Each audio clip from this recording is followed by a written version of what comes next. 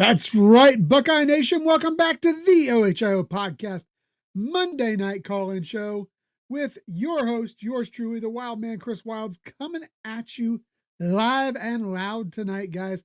We are the official Buckeyes football podcast of Scarlet and Game and Fansided. And if you haven't done so already, head on over to scarletandgame.com where you can check out a plethora of articles. That's right, I said a plethora written by some awesome journalists such as our very own Eric Buckeye Boggs. Hey guys, we're also the official podcast of the College Huddle. That's right. Head on over to the College Huddle and explore podcasts from over 80 different shows covering everything across the college football universe. From the SEC swamps to the Big Ten battlefields, it's all there. Now, before we get started on tonight's madness, do me a huge favor. Smash that like button, subscribe to the channel, and ring that bell so you're always aware as soon as we drop new content, which does happen daily. Also, if you really love what we do here, consider becoming an official member. It's only $3.99 a month, and you get a free t-shirt after 31 days of membership. You get free shipping from our online store. You get exclusive members-only content, and coming soon, you'll get free digital access to our annual Big Ten Preview magazine. That is a steal for $3.99, folks. All right, guys, the phone lines are open, and I see we've got a few in queue already. But the phone lines are open. That number is 567-483-1999. Just a quick reminder, let's try to keep all of our calls to around 10 minutes if at all possible, so that everyone who wants to call can get a chance. And hey, if you want to make sure that your comment gets on screen, especially since I'm nowhere near as good as Buckeye Boggs when it comes to keeping up with the chat, while also wrangling the calls, please consider dropping us a super chat, guys. It helps keep the show going and supports everything we're trying to build here. Okay, folks, let's get into it. What do we want to talk about tonight? We had a big commitment yesterday. The running back out of Delaware, Ohio, Favor Akee, a huge get for Ohio State. There's also been a massive shakeup on the face of the college football world. Basically, it is now pay to play, guys. Amateurism is no more. So we can talk about that a little bit if you want. And guys, if I'm not mistaken, I could have swore something was going on this past weekend over in Indianapolis. I can't put my finger on it. But guys, I'm pretty sure something was happening over there. If you want to talk about that and just bang on those cheaters up north, hey, we're always game for that as well. Again, the number 567-483-1999. And we are going to go to the phone lines, and it looks like our first caller, it is the Wolverine Slayer herself, TG. Let's go ahead and get her on. TG, how are things tonight, my friend? Things are good. A little tired, but things are good. How are things with you? Oh man, I couldn't be better. I mean, it's a beautiful day. It's a little warm for my liking up here in Ohio. But you know what? I don't think it's near as hot as what it is in Ann Arbor right now. They'll tell you different. Oh, of course. But believe me, they are feeling that pressure. Of course they are. I mean, they have no choice. But I'm gonna get into a scum rant on tomorrow's show, and I'm gonna tell everybody now we're gonna have a special guest on that show. Shauna told me we got somebody for special guest, so we're gonna. Yeah, I heard about that. I'm excited about that. Yeah, we're gonna have to go earlier than we usually do, which would kind of go right in the scoop, which is unfortunate. But hey, it is what it is. But I could go on and on about these idiots, especially with the fact that you have some of these people who just are absolute idiots. But I'm going to get into that tomorrow. I don't want to take up 10 minutes of y'all time doing that. Instead, I'm going to just say this about you scum fans. Camera coming, I'm not backing down from that. If I'm wrong, I will stand here and I will own it, but I don't think I am. So screw off for all of you. And you idiots, just accept it. Just accept it. Yeah, I'm with you. I'm 100% with you. I'm going to own it if I'm wrong, but I really don't think that I am. I think an example is going to be made. course it is, because the NCAA, they want to be the enforcers of the rule. Like, we're going to have a college football commission, and they're going to run through that commission, what they're going to be doing. We're going to have a commissioner of the conference. We're also going to have, obviously, people who are in charge of the NIL and stuff. But they want to enforce the rules. And the best way, if you want to show that you can be an enforcer of the rules, it all depends on how you punish scum. Because all power for coaches, power for ADs, power for president, power for pretty much the conference leaders themselves, the commissioners of the conferences, are all paying attention to this. So how the NCAA punishes scum is going to completely depend on how relevant they're going to be for the next set of years. But also, again, with these scum fans, again, it's like, what all this stuff I see with the cheating scandal, and it's not just the cheating scandal. They have a whole bunch of scandals going on. With how they're being covered, it's like, if this was Ohio State, this is a whole different coverage type of story that's going on if Ohio State had all the scandals they had going on. But nope. What it tells me is everybody must have the lowest expectations for Michigan as much as possible. Because you cannot tell me that Ohio State wouldn't get any coverage if all of this was going on. Like, nobody would be diving at the bottom of the barrel trying to find this stuff out. Oh, absolutely. Absolutely. And the one that gets me, we know the Michigan media is blind. They're bought and paid for by the university. All the little sheep up there in Ann Arbor, their fan base is just buying into whatever they say. And I'm going to actually drop a video on that sometime this week with just some of my favorite clips of what I've heard this week, because I'll tell you, I'm not sure what's worse, their media or their fan base. Are you going to have somebody to do it with? You know what? We might have to collaborate on that one, TG. I'll get with you later this week when I'm ready to drop that one. It'll probably be here in a few days. Give me in on that one, because I will rip them. I will rip them to shreds. Yeah, it's it's just the stupidity of it all, and for them to think that they are getting nothing out of this just boggles the mind. But as I was saying, it doesn't surprise me, the ignorance of their fan base, the ignorance of their media. What does surprise me is that we're not hearing more out of ESECPN, whose Golden Boys down there in Bama have been victimized by these guys twice. And we're starting to hear a little more come out of it, but man, I don't get it. Why is the national media not all over this is my question. I mean, let's face it. It's not Ohio State. Oh, yeah. It's not Ohio State, that's why. and maybe you're right. Maybe it's the fact they haven't been relevant so long. Michigan. Yeah, I've gone back and I said I was going to say this for the rant, but I'm gonna just say this. I don't think scum is relevant at all. No. I don't think Ohio State has ever needed Michigan at all. Michigan needed Ohio State. Yes, and I don't care if Michigan fans can fight me on that from the day to the day I die. I don't care. Ohio State has never needed Michigan. The reason why this rivalry was once upon a time, because right now it's not referred to as that because of all the crap you did, but once upon a time was known as the greatest rivalry, was because of Ohio State. I mean, think about it. Illinois, they valued the rivalry they have with Ohio State. They wish they could have that back. I know they want that back. Oregon, we talked about it. They so desperately want a rivalry with Ohio State. Penn State, people, I mean, I know we all hate Franklin and them. I don't care. Here's the truth of it. Penn State looks at us as their rival. They never once said that about Michigan. Yeah. If Michigan was relevant, teams will be lining up to get a rivalry with them like they're doing with Ohio State. But they're not. Not even one of the big three of this conference of Penn State. They don't look at Michigan as a rival. They don't care for Michigan as a rival. They look at Ohio State as their rival. That is their rival in their mind, not scum, because they are not relevant. Being a rival with them means absolutely nothing. Being in a rivalry with them means absolutely nothing. Like for Michigan State, while they have a rivalry with Michigan because it's an in-state rivalry, that makes sense. But the reality is, I know for a fact Michigan State wishes Ohio State to be their rival. I mean, how many times have they caused us problems in the past? They beat us in 2013. They gave us problems in 2014. Gave us problems in 2015. Gave us problems for multiple years up until they fell off the ladder. Like, come on. Let's be honest about that one.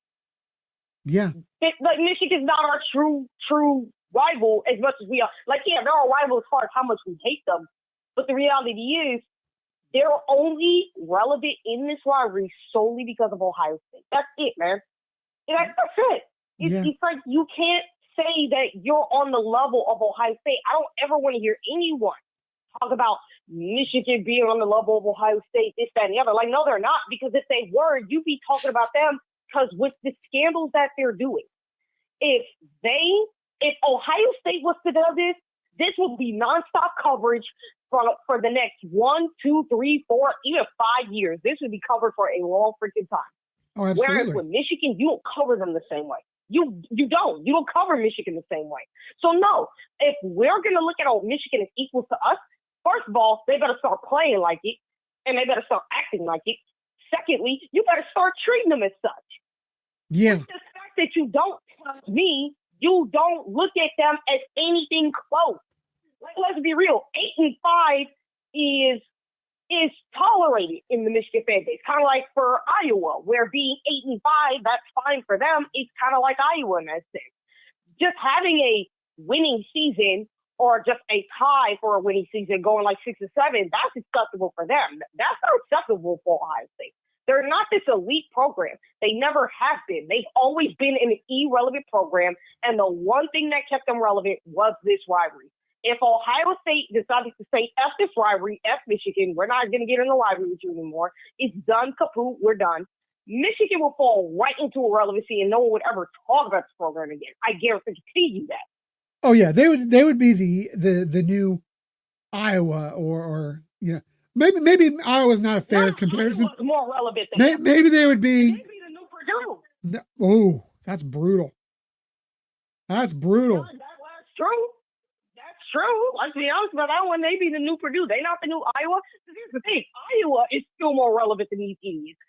So, and they haven't even been that good in a while, but they have been good enough where it's like we're starting to see them. I mean, for granted, this is against Missouri, but like they started to see, okay, you might finally get an offense out of that team.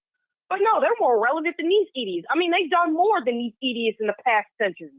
Let's be honest about that one. If Michigan did not have this rivalry with Ohio State, they pre-Purdue or Indiana, one of the two back. And Indiana might actually be on their way to being more relevant than this idiotic program.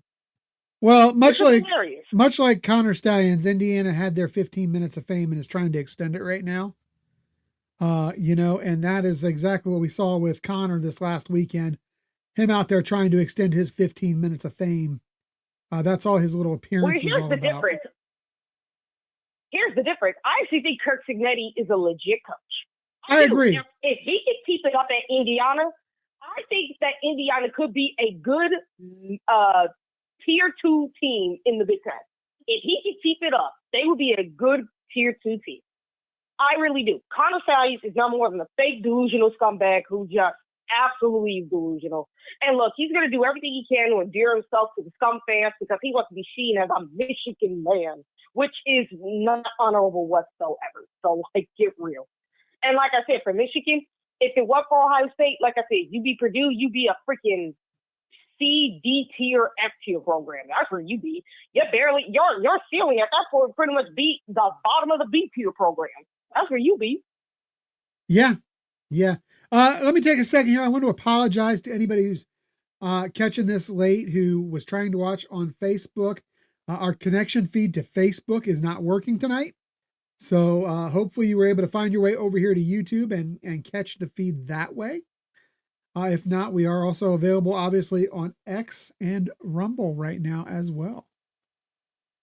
And so anything else on your mind that's not related to the scum tonight, DG? How do you... There was actually something. It was the college football settlement. Okay, yeah. Yeah, that's an interesting thing. We are basically out of the era of amateurism and into pay to play officially at this point. Except there's actually some guidelines. There are, and I love to see that. And I think that it's going to really strengthen the NCAA's position because it's given them a purpose. Yeah. They are going to be that arm They're just going to that enforce the rules if enforces the somebody breaks rules. them. I think that Michigan's going to find out just how capable they are of enforcing the rules. Mm-hmm. But yeah, I think that they're going to be enforcing the rules. And while this is going to be bad for a lot of programs, your MAC programs, your group of 5 programs, I don't think this is going to be good for. Your There are some schools Power that, 4 schools that ain't going to be good for it either. yeah, you're right. I'm telling you right now who this is good for. This is good for the SEC. This is good for the Big Ten. And it's not even going to be good for all the teams in those 2 conferences, but it's going to be good for your Ohio States, for your Penn States, for your Alabamas, for your Georgias, um, Yeah. obviously your USC's, who's got a big booster base. Because what they can do now is not only do they get their, they're going to get their payment from the university, but now you can stack NIL on top of that. And the schools that have Yep. the ability to pay big, like Ohio State, the schools that have the ability to back that up with big booster money, like Ohio State, are going to benefit from this. So is this a I case think of the rich Ohio getting State richer? has the most benefit.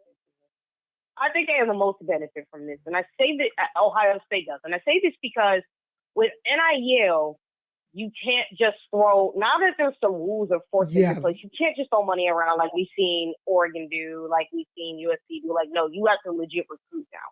Because Ohio State, with the way they've done things with NIL, they don't have to change anything. Like, they've been doing what they've been doing with recruiting and NIL is the same thing they've been doing for the longest now. And it's like they don't have to change anything. They can keep doing what they're doing and still give these kids good deals and revenue and give them good NIL deals. They don't have to go to max and pay them $1 million and do all the extra. They don't have to do all that. They can just pay based on what the guidelines are, basically. What's going to be seen as I forget the type of terminology they use, but it's going to be seen like as if it's a good, I'm going to say payment, let's just cut it that way, for these players. And it's going to be determined by a lawyer, funny enough, and a college commission, as I mentioned, that will be in charge of the NIL stuff. So that's actually the other good thing about it. Whereas like for schools like Oregon, NIL really benefited them because of how Oregon, Eugene, you live so far away. Right. And it's like you need that NIL money to entice these kids to want to come there. Unless you're recruiting in California, which you're probably going to have a hard time beating USC out for a couple of these kids.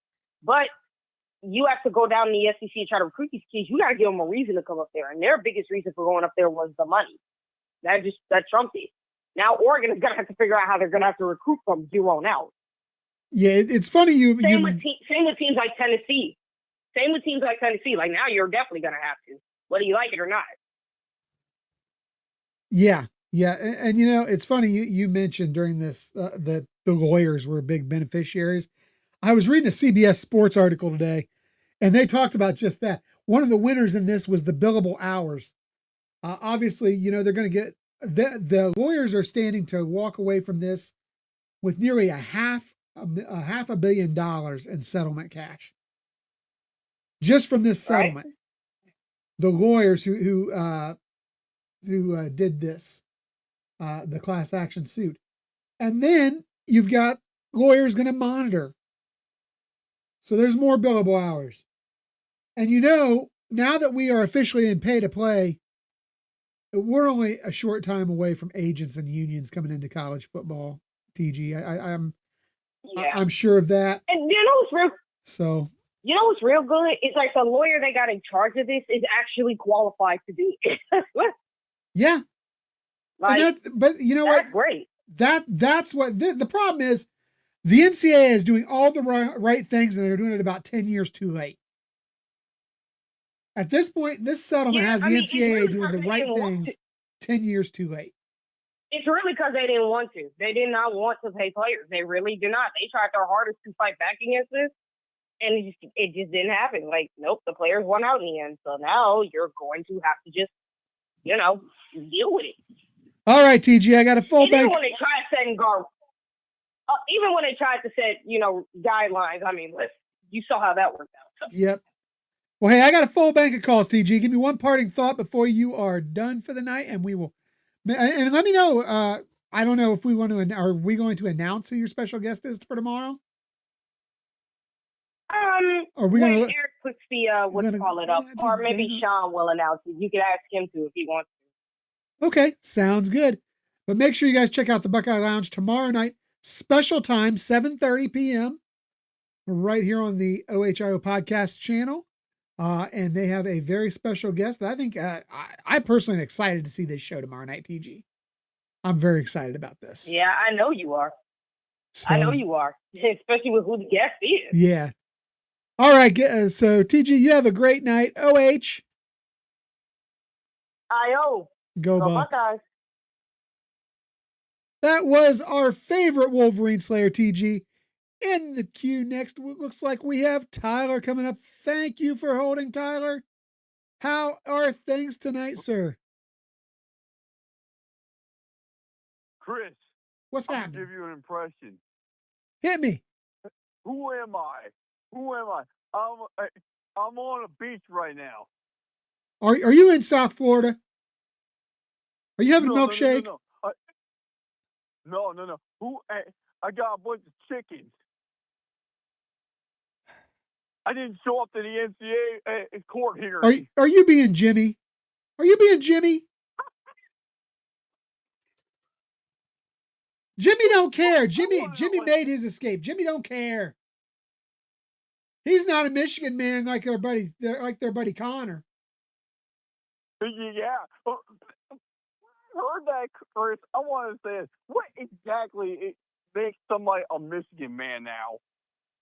Well, I think you have to be willing to lie, cheat, steal, embarrass yourself, your program, your university, and basically disgrace the entire sports world in order to be a Michigan fan at this point. I think, or Michigan man, I think that's the qualifications. When I first heard that, Chris, because I was the first one to report it for the group chat, so for me, Sean, TG, Matt, and all of them.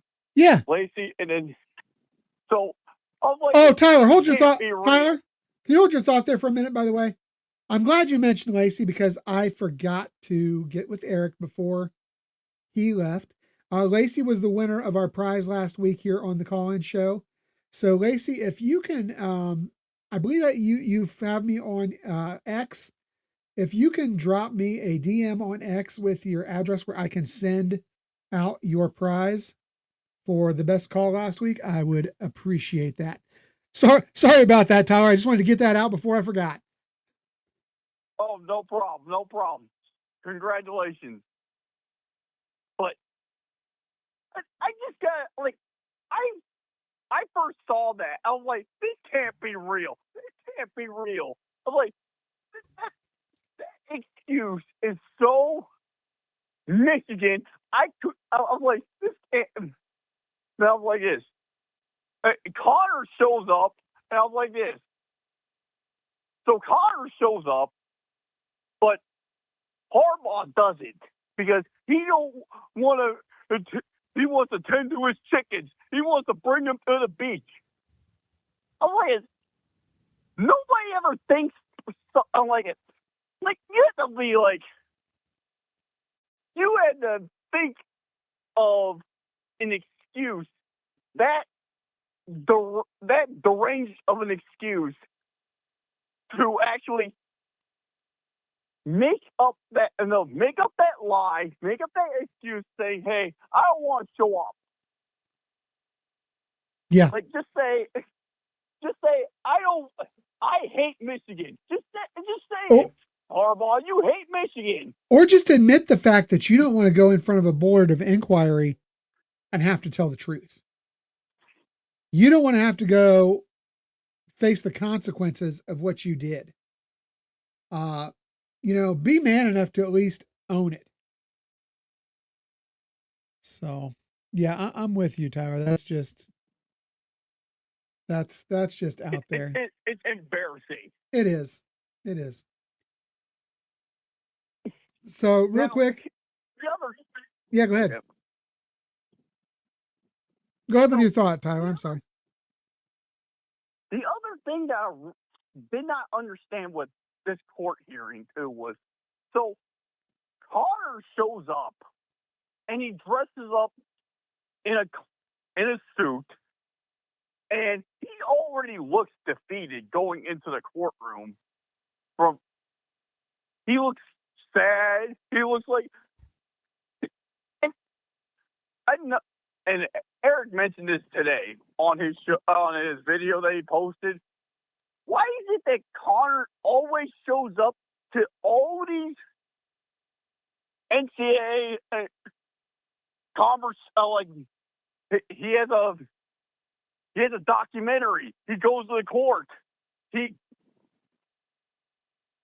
you think that he does this intentionally? He is trying to keep himself relevant.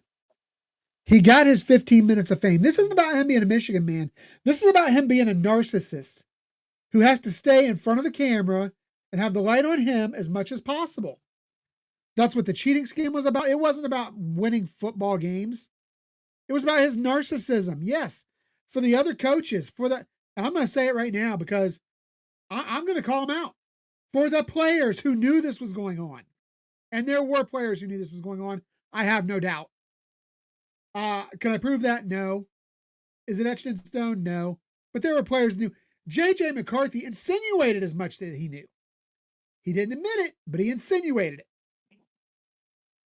But for the players, for the coaches, I even think to some extent about the administrators, this was about winning football games. For Connor Stallions, this is about being a self-consumed narcissist who just has to have the spotlight on him at all times. That's what this was about. That's what the documentary was about. That's what the court appearance was about staying relevant. Now, before you respond real quick, Ryan Day's Championship Beard, thank you. You have gifted a free membership to our new friend, Bucks Forever 65. Welcome to the Pod Squad, officially Bucks Forever 65. All right, Tyler, go ahead. You're absolutely right, Chris. He is a narcissist, and as a former service member too, and he served in the Marines, and it's you put yourself before other people. That is a complete slap in the face towards every single person that you associate with. Yeah. Your own ego gets in the way. You know, it makes me wonder how he became that way, because I think very highly of the people who serve in our armed forces. They are, me being one of them, Chris. Yes, absolutely, and thank you for your service. But the people who serve in our armed services are, I think, the ultimate selfless, heroes. Call it what they are. They are selfless heroes, just like our first responders here at home. Our servicemen here and abroad are the same way. And there is something wrong in his wiring that took someone who made that sacrifice and turns him into what he has become. And also, I gotta say this too. Him starting all this at Navy too. Yeah. That's also another slap in the face. So, as an Army guy, that's another slap in the face. So you did this against Army too? Wow, you are, Connor, you are a real piece of work. Yeah, I agree. We've got a full bank of calls. It looks like I see David, Sean, Speedman. It looks like he may be in the chat as well. So got a lot of calls in queue. Got anything else for me before we move on tonight, Sean or Tyler? Yeah, just one more thing with the whole with the revenue Yeah. with the whole revenue sharing thing. Yeah. I'm kind of bouncing. I'm kind of agreeing with what TG said. Why do we need to worry? Because we are doing. Everyone's now gonna have to follow what we've been doing. We don't have to change a thing. We don't have to change anything when it comes to recruiting. All these other teams that are paying top dollar for all these 5-star offensive linemen, 5-star defensive linemen, all these guys paying them millions and millions of dollars. We don't have to worry about that. Like, you can just, we don't shovel out all the money on like everyone else. So honestly, I think this is more of a benefit to Ohio State than anything. Well, we don't have to change anything when it comes to our recruiting, Chris. And I agree. And I'll tell you, I think that Ohio State is in a very unique position here. First of all, we are an amazingly large university with an amazingly large budget. We're going to be able to pay out the max dollars allowed. We are in a position where we have a very good NIL base. So NIL is going to be there to supplement the income of the players. And we are a premium brand without all that. I mean, you look at this Ryan Day, or go back to, early Ryan Day, go back to Urban Meyer. We were getting great recruiting classes long before we were able to pay them. So, yeah, to me, Ohio State is in a tremendous position. Now, as we talked about last night, though, there is one thing that I think is going to happen. I think you're going to see a lot of the Olympic sports, a lot of these non-revenue making sports become club sports and fall by the wayside a little bit because I think you're going to have to. You've only got $20.5 million to pay out to your entire sports program. You cannot carry 36 varsity sports like that and still be at the forefront when it comes to being a leader in paying those sports like men's basketball and football that are bringing the revenue in. They just don't give enough funding. That's it. So to me, yeah, I feel like Ohio State is in a great position. And I talked about this briefly last night. I think the fact that Ohio State has so many players who were pro coach, or so many coaches who were part of the pro program, whether it was as a player, as a coach, as both, I think that gives them a unique perspective on how to manage these personalities and how to manage the, let's call it what it is, salary cap of sorts. I think they are in a good position. Then I'll go. Yeah, go ahead. So, do you think the rest of college football, because we have all these coaches that have had that experience in the professionals, do you think that all these other teams don't know how to handle these kids when it comes to actually a salary cap league? I think you're going to see there are some programs that do. If you look, I mean, obviously, I think Bill Belichick's going to have a very unique perspective on this. Having come from the pro game, I think that the North Carolina program is going to be in a great position. I think some programs like the California programs, I think, are going to be okay with this. The UCLA, USC. I think Oregon is going to be eventually okay. They're going to have to adjust a little. But let's face it, they got a bankroll, man. They got a bankroll. And I think they'll get the people in play. You're going to see a lot of schools hiring, I think, former professional GMs and things like that into some type of compliance role so that they can get them in there to help learn how to manage this. Because even though it's not, in essence, this is a salary cap situation. It really is. The fact that You have $20.5 million to spend on your sports program. Now, there are going to be some sports, and I think last night Eric equated it, or maybe it was our guest Peter who equated this to Major League Baseball, where you've got your big market and small market teams. That's a fair analogy. But then I'll also say, look at the NBA Finals this year. You got two small market teams playing in the NBA two Finals. small market teams. So you're going to find small market teams who are going to have the money, who are going to have the right people in place to help them be competitive. TG suggested maybe Kurt Signetti could be one of those guys in Indiana to take Indiana to where they're a steady, tier 2 Big Ten team. I agree with her. I think Signetti's the kind of coach who could do that. Iowa would be a great. Iowa, I think if they had better coaching in place, could be in that situation.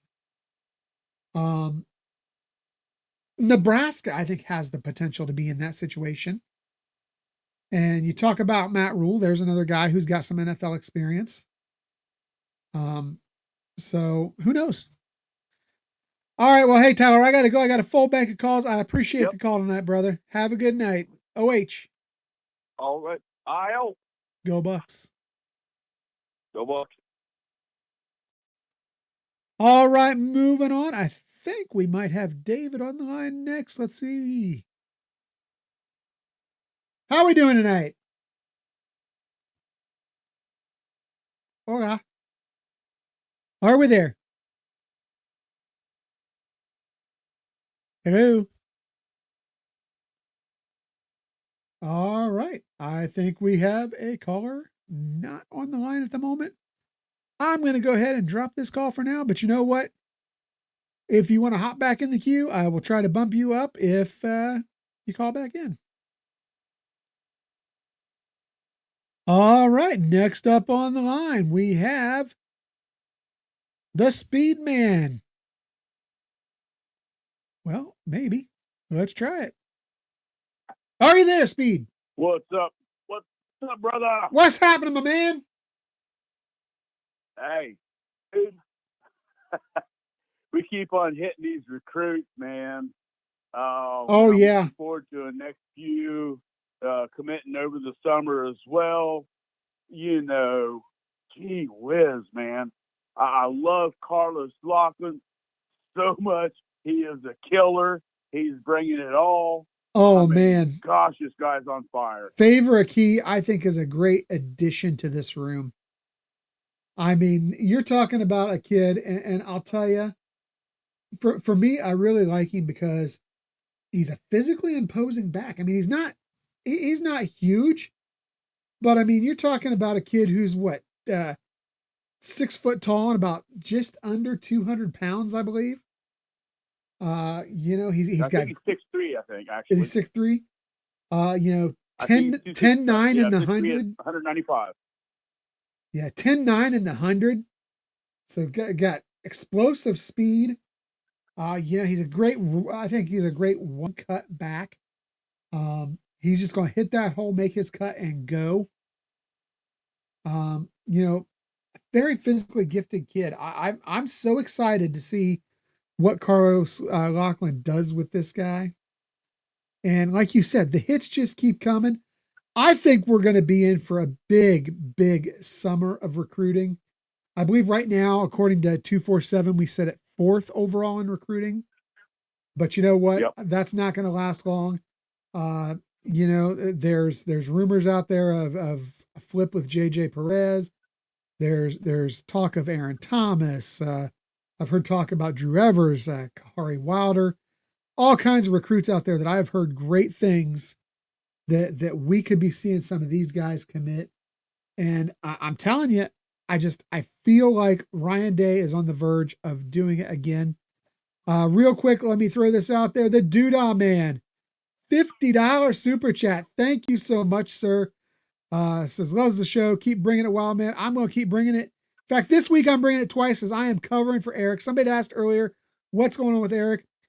Guys, I'm going to be covering his Thursday night talk show or call-in show as well, because our boy Buckeye Boggs is out camping this week, getting a little R&R. So anyhow, Speed, what else is on your mind?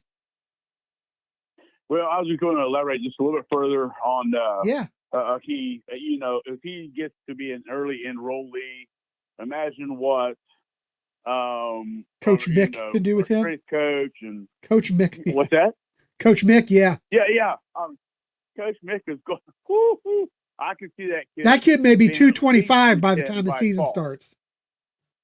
Yeah. He'd definitely be like two and a dime or whatever by the time the season starts next year. Yeah, absolutely. But yeah, so go ahead, brother. No, I'm so pumped. But before I had my nervous breakdown after the Michigan loss last year, and I did. I had a meltdown. I was on that let's run Ryan Day out of town train. Eric tried to calm me down. Corey tried to calm me down a little bit, but he was almost as warm as I was. And I was wrong. I'm the first to admit it. I was 100% wrong. But at the beginning of last season, when Saban retired, I said, watch out. There's a spot opening up for a new dynasty. And I said that Ryan Day could be the guy to take that spot. Oh, and true. As I watch the recruits that he's putting together, because I'm telling you right now, I look at what we have coming back this season, and we've got the national media doubting us. We have some of the Big Ten media doubting us outside of Columbus, Ohio. Hell, we have some of our own people doubting us. I'm telling you right now, this is a team, and I'm gonna put it like this: if they get past Texas week 1, I'm gonna put my money where my mouth is and guarantee they're back in the national title game next year. I just think this team is that good. Definitely have that shot. But even if they stumble, I agree they've got the probability of being there. Yeah, oh yeah. But like I said, the whole time since this NIL has been instituted, Ohio State is merely catching up with all the other SEC teams and these other teams who have been paying their players for years, decades, or whatever. Now we're able to do it, and we are leveling the playing field, and it's showing every day, every week, every month, every year that we have this going. Yeah, absolutely. And there's no turning back. There is no turning back right now. And as I look at this, as this team heads into the future, I think that 2025's got a very good chance of repeating. But I think as we look towards 2026, we have an even better chance in 2026 than we do in 2025. Oh, it's sick. And I think the key is keeping the coaches in place that are here, at least for a few more years, because I would love to see James Laurinaitis and Brian Hartline both get seasoned up just a little bit more, as I think these two guys are your heir apparents. And I think that, and here we go, Studley threw it out there. It's almost unheard of, but I'm not going to say a three-peat is out of the question. Oh, absolutely it's not. Hard. Like it's hard. It's very hard. It's not something to be taken lightly. And if they don't three-peat, there's no shame in it. But my God, I truly believe these guys are in a position to possibly be there to do the three-peat. Joel, I just saw you drop. I'm sorry, hold on a second, Speed. Joel, I just saw you drop down, buddy. I will try to get to you as soon as I can if you call back in. We do have 2 callers in queue in front of you right now. Okay, go ahead. Finish up. Okay, what I was going to say is, I think we've had some outstanding coaches in the past, but the mere fact that, we couldn't pay people like other have. I mean, it really truly shows the great recruiting program that we've had all these years, always to be in the top 10, usually in the top 5. And we haven't been able to pay people, but we develop. And that's what brings people to Ohio State. Now we can pay them like everybody else and develop them. And I think it's something that can make us unstoppable. Yes. I agree. And as I said, Speed, as I was talking about a little bit with Tyler and with TG, I think Ohio State might be poised better than any other team to take advantage of the new rules in college football. Because without a doubt. We were getting these classes before you could buy people. When the SEC was down there buying people with their brown bag gifts, and we weren't doing that, I'm telling you, we still had impressive recruiting classes. Going back to Cooper, we had good recruiting classes. Yeah. Coop, Tressel. Well, that's what I posted a little bit ago. Urban. I think, yeah. Yeah. I posted a little bit earlier there in the chat and stuff. I was like, Cooper was a great recruiter. He just couldn't execute on the field. But had he executed as well as he recruited, he'd have had at least 2, maybe 3 championships. Oh, he would have had at least 2. And that's something we've gone through this before. We've gone through this exercise. In fact, we did it with Mike Wargo one time when he was on here, myself, Eric, and Mike. And we discussed the fact that Cooper would have a minimum of 2 national titles if he coached under the current playoff format. I truly believe that. Because he could not, much like Ryan Day, he struggled to get over that one hump at the end of November. And in Cooper's time, you couldn't not win that game and still get in there. Now you can. Absolutely. But I want to say one thing about the recruiting. Then I'm going to move on to the final subject because I know you got a cool few. Yeah. I just want to say hey to everybody and everything. But as far as our recruiting, keep in mind we are 4th right now. Yes. And that's only with 14 recruits. I mean, USC is on top of whatever. They've got like 23 recruits or something. Right. The all ones that are above us, even the ones below us, have more recruits, but just because of the quality of recruit that we've been getting, yes, puts us all the way up to 4th, and we've only got 14. I mean, that should say something right there.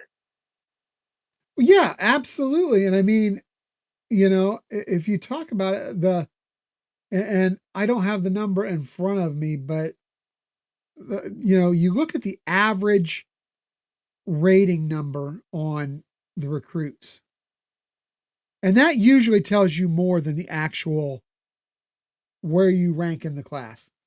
When you look at that rating number, especially this early when there's such a disparity in how many recruits each school has, you look at the average rank rating number, and that tells you a lot. But this is the thing too.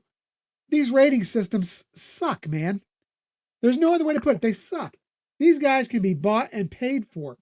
That's why so often you'll see the SEC recruits jump from the 30s up to the top 10, and these guys who become Ohio State recruits or Big Ten recruits in general have a tendency to get dropped from the top 10 down. That is all about the recruiting systems being as corrupt as the Michigan football program. It really is. College football anymore. And I love it. I love the sport of college football. There's just so much corruption from rankings to recruitings to the way, the incidents you had on the field.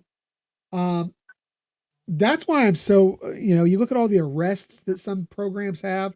We joke about the fact that Georgia has had more arrests than wins in the last 2 seasons, and they're a pretty damn good team.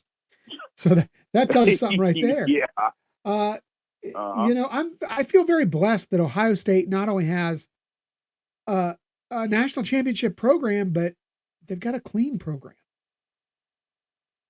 That to me is huge, because not only is Ryan Day coaching champions on the field, he's creating good men as they go out into the world. So Absolutely. hats And I off, think that hats means off to just Ryan as Day much for as that. being a great football player. Yeah, absolutely. Absolutely. Okay, brother. I'll tell you what, I'm going to set this last question up, and this is for you and the chat and everything else. Now, on the round table, you guys discussed about who should get the block O, Yes. meaning team captain and all that.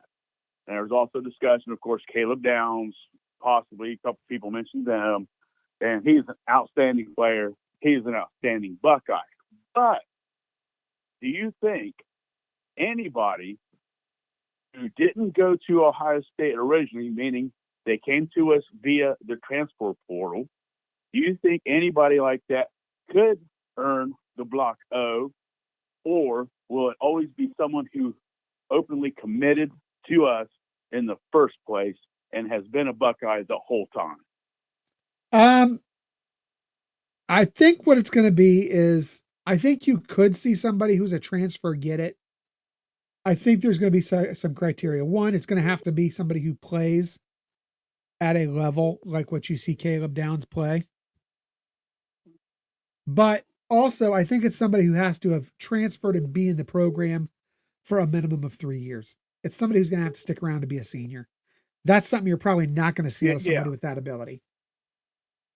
Right, exactly. Yeah, you could say after Sonny goes, I think Sonny's going to be the block O captain again. Yeah, I agree. This year as well. But Caleb were to stick around, which we know he's not. He is so elite that there's talks that he could be the first round pick overall. I don't see that happening, but there was talks about that. Yeah, but of course, being a team captain or having a block O doesn't mean you have the just great stats and all that. It's about leadership and how you mentor the younger players and how you lead. That's what it's more about. 100%. Like getting all the big stats. Yeah. I'm 100% sure that you are absolutely right. That is a big part of it. But because you look and you talk about being a leader, Cameron Babb, a kid, and I love his story. The fact that he finally got on the field and got a touchdown pass, but a kid who fought injury his entire career at Ohio State. It wasn't until his senior year that he really got on the field and got that touchdown opportunity. He carried the block. He got the block O jersey because of his heart, his perseverance, his leadership off the field in the locker room as much as anything. So yeah, I mean, you have to have that.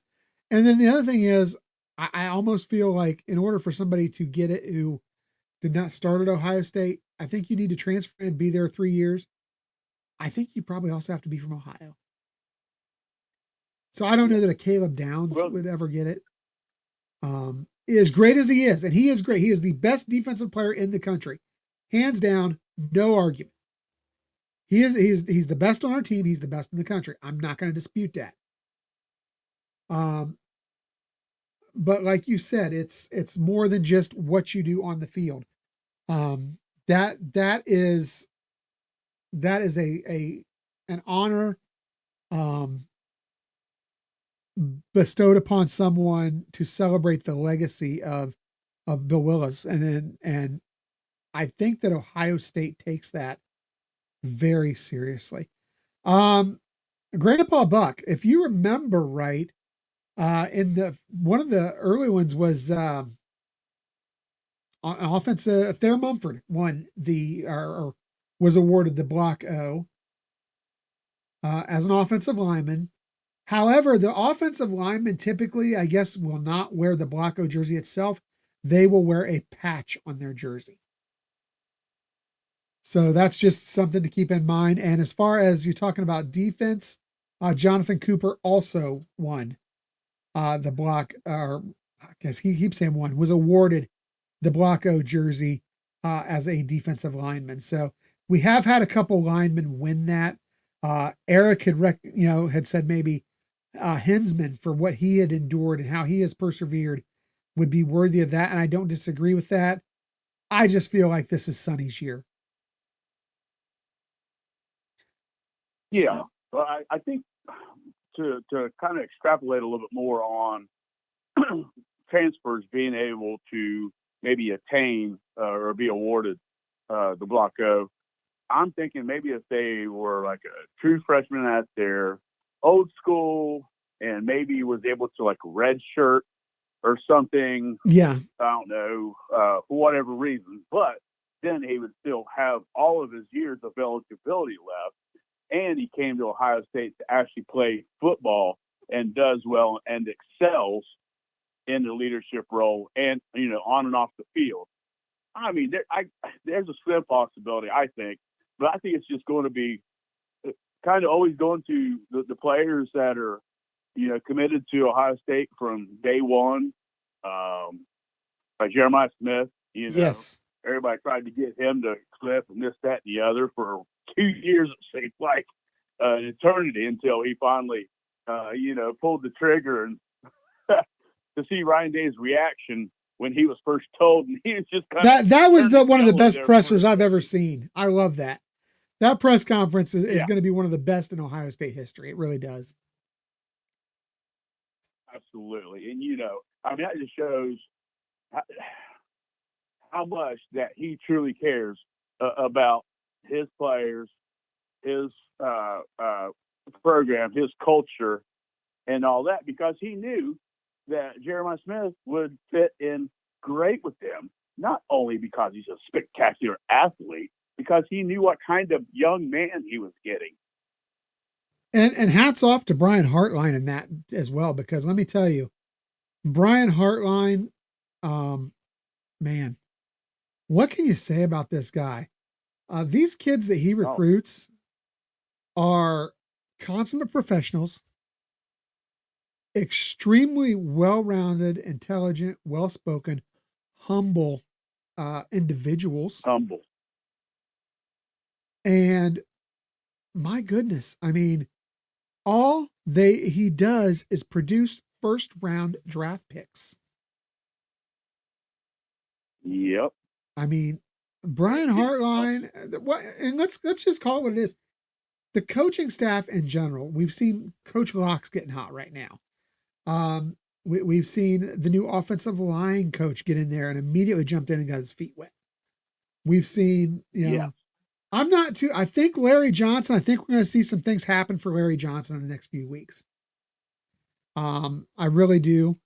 And then, you look at what's been done with the defensive backs. We've got some great ones in there this year. We've got a few guys coming in specifically at safety. Blaine Bradford, there's a good chance that, the other kid that's down there from SEC country, was he, I can't remember his name, Womack. I think we got a legitimate shot at Womack. Yeah. We got I was going to say, as far as Simeon Caldwell. I mean, these guys are just killing it on the recruiting trail. Yeah, and I was just going to say, we can't leave out Walt and MG.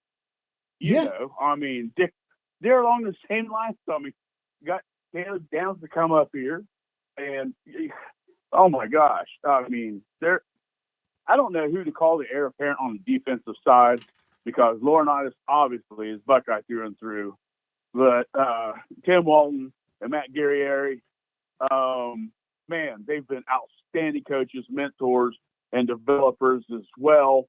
I mean, it's hard for me to say, okay, within 3 years, this person's going to be their defensive coordinator. Yeah. After, I mean. Yeah. And let's not forget, we just keep getting more guys brought in to be a part of this program. I mean, Ebner is now in there as a part of the program, and we keep bringing Ohio State guys back. We keep bringing these big name guys in. I don't think you're ever going to go wrong at Ohio State having Ohio State guys. I was always a firm believer you had to have an Ohio State head coach, a guy who was from Ohio. You had to have an Urban, you had to have a Tressel, you had to have a Woody, you had to have an Earl. And I don't think that's the case. I think you can have a Ryan Day, obviously, if he surrounds himself with Ohio guys that can preach the culture, a Heartline, a Laurinaitis, a Walt, you as long as you've got 3 to 4 of those key guys in there that can marry the philosophy of Ryan Day with the culture of Ryan Day with the passion, the tradition of Ohio State, you've got a winning combination. Undoubtedly.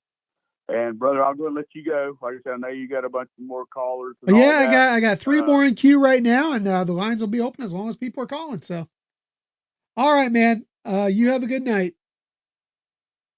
Hey, you too, brother. And to all the people in the chat, OH. IO, go Bucks. All right, he's been a while now. And he is the other half of the fabulous Buckeye Lounge duo. It is our buddy Sean the Shruck Star. Sean, what's up, my man? Wildman, what's going on, my brother? Oh, man, it's just another beautiful day. Hey, by the way, guys, we are down to 1 caller in queue. So, caller, hang on the line with me here. And, we will pop more people into the queue. As people pop into the queue, we'll keep the calls coming. Yeah. Keep the show going as long as the calls are coming. There we go. That's what I was trying to get out there, Sean. So what's happening, my man? Love it.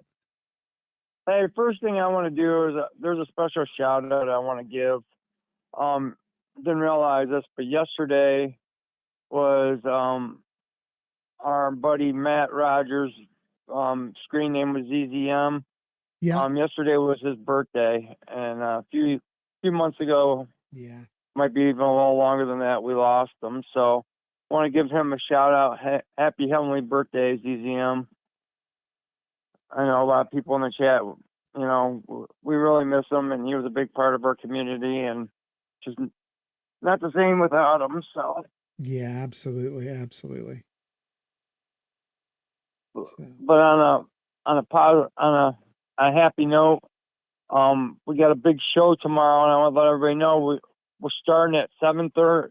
It's gonna be 7:30 to 8:30 tomorrow night, or might even go longer than that. But overtime, we have a special guest, Chris. Yeah, I know. I'm excited. We're starting early. We're gonna have the man, the myth, the legend, Uncle Lou, will be on with TG and I tomorrow. I know we're starting a little early, but he has a show every Tuesday night at 9 o'clock, so he could only stay for a half hour if we can start early. So we want to get full hour with him. Yeah. And talk some SEC football, get his take on Georgia, let him, get his opinion on the Ohio State Buckeyes, So I saw a thing today. I haven't researched it enough to know if it's true or not. But it was one of those little, what do you call them, memes or whatever, or the little snippets on Facebook. And it was of Kirby Smart saying he wished that Georgia could be in the Big Ten because it would be like a kid in a candy store, because he'd be surrounded by nothing but cupcakes all year long. Oh, if that is an actual quote, and I don't know that it was, like I said, I haven't had time to research it yet. As I was sitting here scrolling through Facebook right before the show, I saw this come up. And I'm going to look into this. And if this is a real thing, you can count on a video rolling out about that, because I got a whole lot to say about that. Well, I tell you what, I don't know how in the heck he got away with it last year, not getting suspended for Jack. I mean, he hammered that kid. He shoved the him. Same thing that Woody Hayes got fired for. I mean, Buddy Hayes was a feeble old man compared to what Kirby Smart is, and I mean, Buddy Hayes punched the kid right in the shoulder pads in the middle. I mean, he didn't even hurt that kid. It's not like the kid had his helmet off and he punched him square in the nose or in the jaw. He hit him in the pads. Give me a break. Well, here's my when thing. We played high school football, Chris. We used to get smacked. Our coach would grab us by the face mask or smack him upside the helmet, or we get the whistle to the back of the helmet. Oh yeah. I mean, yeah, it's ridiculous. It's absolutely ridiculous. But here's my thing: if there's got to be consistency in punishment. If you're going to force one guy out because of an incident and someone else commits the exact same incident, you've got to force that guy out as well. Yeah. I mean, you just have to. That is just what has to happen in order for anyone to take the NCAA seriously. Now, I really think that what we've seen happen with the NCAA here recently is a good thing. They've been coming down with some fairly stiff penalties. I think this is a build-up to what we are going to see rolled out probably, I'm going to say sometime late July, early August would be my guess. And I have no knowledge of that, guys, so don't take that as gospel. But I promise you, Michigan fans who said, "Oh, where's the hammer? Where's the hammer?" 5 minutes after the meeting wrapped up on Sunday or Saturday, get your head out of your backsides. It was never coming out this weekend. We've said all along 30 to 45 days after this wrapped up, and there's no guarantee of that. It could go 90 days after. Yep. But the big thing is, as angry as I am, as much as I want to see it come out, I want them to get it right. So if it takes a little longer to get it right, by God, get it right. Do what has to be done here. I totally agree. And you know what? I don't mind rules as long as they're consistent. Yes. And the punishment is for everybody. Everybody gets the same punishment. Not, well, we'll give this team 3-game suspension. This team, that's Alabama, we can't do that. Or this team is a brand name, we can't do that. No, everybody should get the same suspension if you break the same rule. I mean, I get it. Some people do more than others, and that might need an extra game or a bigger fine. But I mean, for God's sake, sometimes it just depends on who the brand is. But I think the reason why the NCAA lately went so hard at all these other schools like Arizona State, Tennessee, Kentucky, is because they know they're going to slam Michigan, and they wanted to. Who was it they got recently? Florida Gulf Coast got I think 80 wins vacated over like 7 varsity sports. It was wild. I think, yeah. If you pay attention and go back and watch that Sparrow interview, he was kind of hinting at something that if you watch, you can pick up on it. And he knows a lot more than what he's telling. And and he has to protect his sources, so I can respect that. Sure. And I respect it too, and I would never want him to burn his sources because, my gosh, the guys like Urban Meyer, when it comes to Michigan trolls, I mean, he destroys them idiots keep coming at him and he keeps dunking on them. And he's got receipts for days. I mean, that's funny about Michigan fans, is if they can't match your facts or they can't get you with facts, they start name calling, then they start making up lies. I mean, that's just what they do. And then they run away like cowards. Well, with guys like Scam Webb and Yoder as their role models, what do you expect? It's amazing how can a fan base be that ignorant, arrogant, and hypocritical all at the same time. I mean, it blows my mind.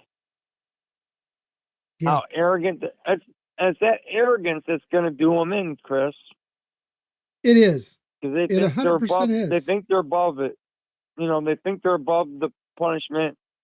I mean, if you look, these idiots are still worshiping Jim Harbaugh, and what he did to you Thursday, or Friday. It's Friday, not Thursday. What he did to you guys Friday, you guys should be livid with. The fact that he would not show up and give that stupid-ass excuse, sorry for cussing, stupid excuse is basically giving the NCAA the double bird again. And that goes to show you how much he really gives a crap about your school, because you know what? He just peed in the face of the judge, the jury, and the executioners right there. Yeah. He's like, I don't care what you do to Michigan. I'm not there. I don't care. I'm not going to have to deal with it. And this is the thing. He's not there. He doesn't care. And he hadn't cared for years, Sean, because he's been trying to get out of Michigan and back into the NFL for 5 years before he actually did. Yep. He is so self-absorbed. It's ridiculous. And I hope to God that Roger Goodell does something to him. It would be the right thing to do. The way they treated Trussell. Yeah. It would be the right thing to do. Now, this I will say, though. In fairness to Goodell, he handled the Trussell situation as Trussell was hired into the NFL. Given the timeline with this, I could see the argument for them saying, listen, there's really no basis to punish this guy at this time. He's been in the league for going on 3 years now, or a couple years now. He's been in the league. Yes, we believe he probably did this to evade punishment. But listen, at this point, it's kind of a non-factor. I could see an argument for that given the time elapsed. However, I do think that something needs to happen at the NFL level, whether it is whether it's the loss of a draft pick by the Chargers, whether it's heavy fines to the Chargers, whether it's a suspension for Harbaugh. I do think something does need to occur in the interest of fairness. However, I could see the argument for them as well, what the Chargers are going to try to make. But ultimately, Sean, they knew what they were hiring when they hired it. Exactly. They knew that there was going to be an investigation. Yes. They already knew that he was running. Everybody knew that there was going to be charges against him. Now, I could see where Goodell was saying, well, I just wanted to wait to see what happened, to see if, he really was guilty. I had to hear what he was going to be charged with. I needed to see all the facts first before I did anything. And I would be totally fine with that as long as he does something. Yeah. I think it should be at least a few game suspension. Yeah, absolutely. I agree. I think 100%. They ought to take a draft pick, slap a fine, but they should get, a few game suspension. Him and Minter and other yahoos that he brought into the NFL with him, all those people have show causes, and all those guys were part of that cheating scandal. So you know what? All of them should be punished for it. Every Michigan coach that jumped in the NFL that has a show cause against them was part of that. They should get either a couple game suspension, a huge fine, or the team should be nailed with loss of draft pick for harboring fugitives, felons. Yeah, absolutely. All right, man. Hey, I got to run. I've got 4 back in queue again, so appreciate it, Sean. Make sure you guys. Oh, go ahead. I did want to congratulate you. I saw it yesterday during the show that it's official. You're the 5th Freebird now, or what? Woohoo! I saw that Michael P.S. Hayes, well, called in from Bad Street, or was messaging in from Bad Street and said you were the the new Freebird. So Yeah, I mean, apparently I'm the fifth Freebird, because you had, of course, Michael Hayes, Terry Gordy, Buddy Roberts, Buddy Jimmy Jack, Garvin, and then I Terry guess, Gordy. yep, Terry Gordy, big man, number 2. He was awesome, one of the best awesome big men in pro wrestling back in the 80s. That's a shame what happened to him. I mean, Michael Hayes is the only one left, man. I know. All the rest of them passed away. I mean, that's sad. Yeah. All right, man. Hey, I gotta go. I got 4 calls. We can't get on this pro wrestling thing, man, because I've done a great job of staying on task tonight, so I'm trying not to get sidetracked. Take it easy, bro. Sean. Have a good night. OH. I-O. All right, guys, that was the Schrock Star, Sean Schrock. Make sure to check out him and TG tomorrow night on the Buckeye Lounge, special time 7:30 p.m. And they are going to have as their special guest Uncle Lou, who's going to come on and talk a little SEC football with them. All right, next up in the queue, we have, let's see. Are we there? Hello. Well, hello. How is it going, Magnificent Mika? Doing great. How are you? Oh, I am feeling so good right now. It's been a great day. A little hotter than I like it. I'm not gonna lie. But you know what? It's been a beautiful day today. Once it got past about noon here in Marion, the weather started getting better. The sun came out. We got a great recruit boom yesterday with the commitment from Favor Key.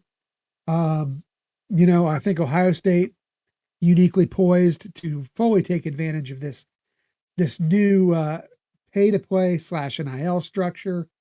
We have something going on in Indianapolis, went on over the weekend. So, I'm feeling pretty good. I'm feeling good. We've got a slew of recruits that, we're in the heat of that commitment season. And I've heard 4 or 5 names that really have me excited. So, it's a beautiful definitely. day. We're in for some big booms.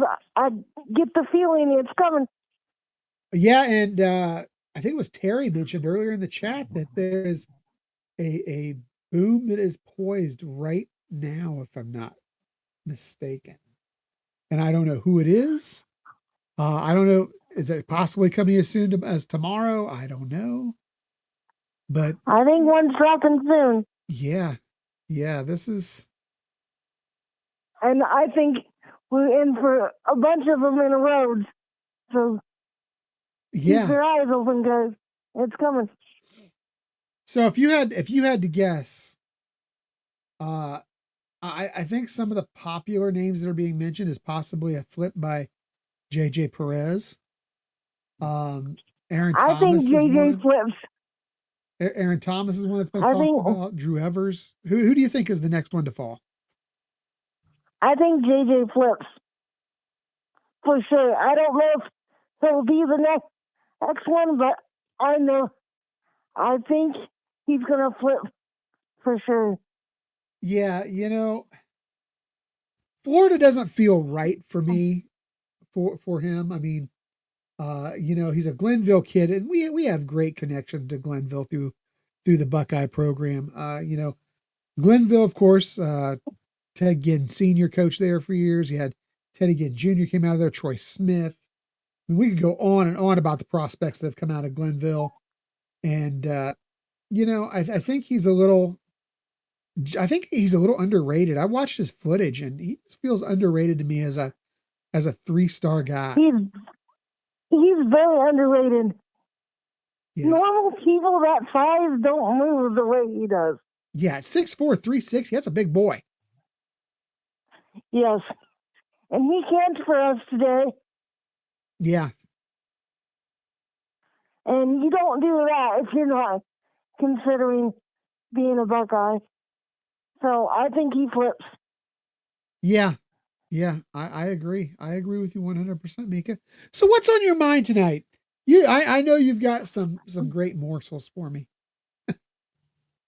I really like what happened with the NIL. I think that we needed guardrails, and that's just going to make sure everyone plays by the same rules. And we're already doing that, so I'm not worried at all. Yeah, and I said it earlier. Is it not great to be national champions and have arguably the cleanest program in the country? Because at this point, I truly believe I love it.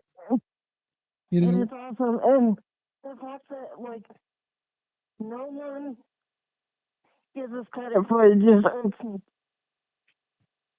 Yeah. Because if this was an SEC program, you'd never hear the end about how great they were and they run such a good program.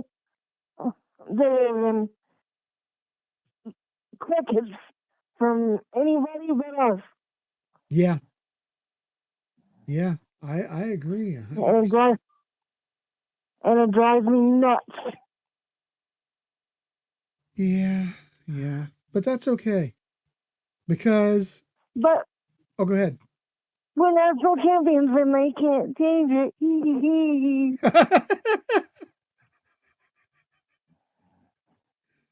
Wow. And I think it irks the crap out of them. Yeah, I agree. And I've said it before. We are the reigning, defending, undisputed scum fans, undisputed national championships. Why national champions? Why are we undisputed? Because Ohio State ran through a juggernaut never seen before in college football history to achieve that title. Did you win 13-10? Absolutely. Of course you did. We all saw it.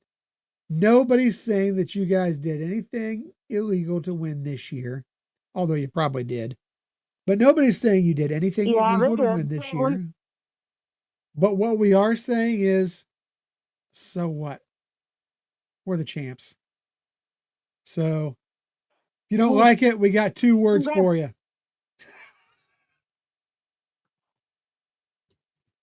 Congrats on going 8-5. That's you peaked. Yeah. I truly believe you're right, Mika. They may have peaked at 8-5. And I don't think get used to it. They're what? I think the line on them is 7.5 wins this year, or 8.5 wins this year, I think. I'm going under.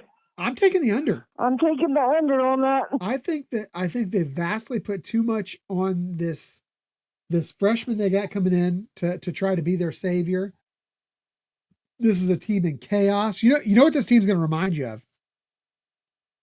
Once these penalties hit, it's going to remind you of what Luke Fickell had to deal with in the aftermath of the Tattoo Gate situation, when he had to take over a program that saw a lot of key personnel, out. Except, I disagree. Here's the thing: I don't think they're going to be as good. I disagree. I think it's going to be more like what Penn State went through.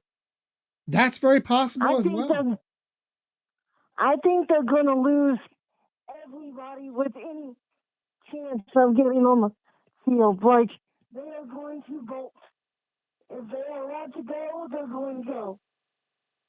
Yeah, I agree. And you talk about that freshman quarterback that they've got all this money invested in. Don't hold your breath that he's still there. Because if a bowl ban comes out, why would he stay there? It took the money for him to come back to begin with. He's not a Michigan guy. Just because he's from Michigan doesn't mean he's a Michigan guy. He followed the bag. If it is announced that they get a bowl ban or like any sort of anything like that, he will be at LSU or some other program within the next 2 weeks. You watch. Yeah, absolutely. I agree 100% with you, Mika. because he wanted to go to LSU.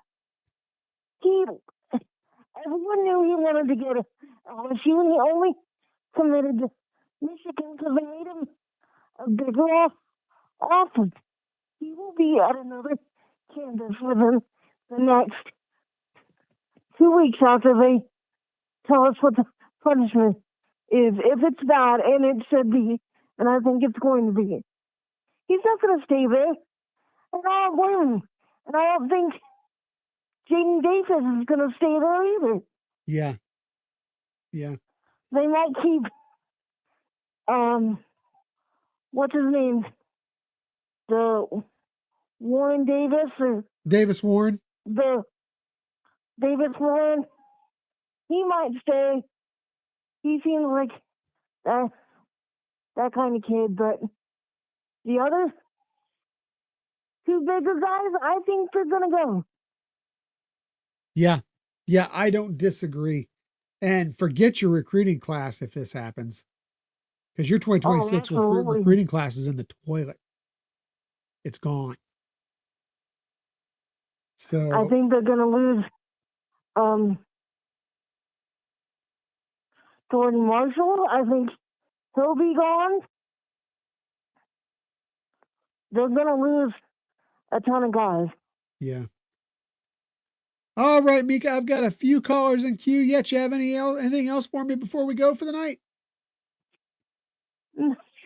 Just keep your eyes peeled for some lots of bones, and I think they're gonna come one right after the other. And I love the one we just got in Favor Key. He's an underrated guy.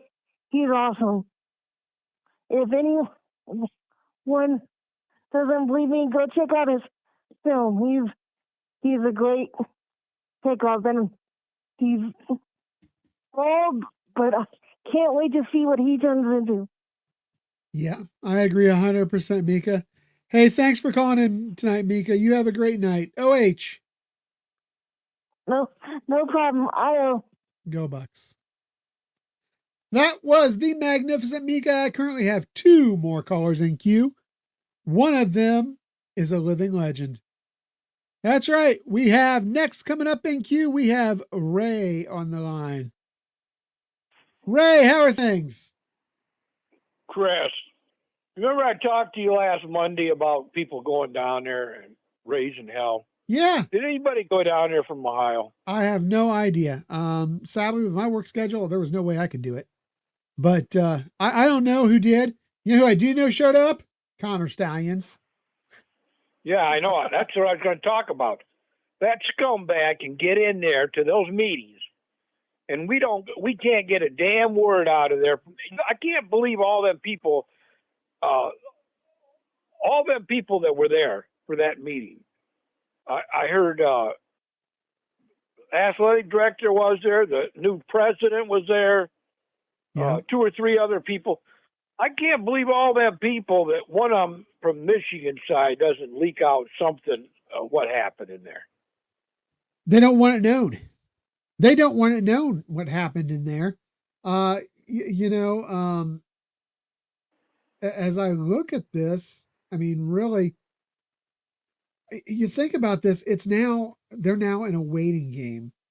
They are facing 11 allegations, 6 of which are level 1. They are looking at potential, I don't know if they'll get a full-blown lack of institutional control or whether they're just going to get a severe case of failure to monitor, which is like the little sister penalty to the lack of institutional control. There is no timeline exactly on when the penalty comes out. Well, they were all saying 35 to 40 days. Now everybody's saying 5 to 6 more months. Well, come on, how long you need, NCAA? I mean, it's been 2.5 years. The NCAA will come out in 30 to 45 days.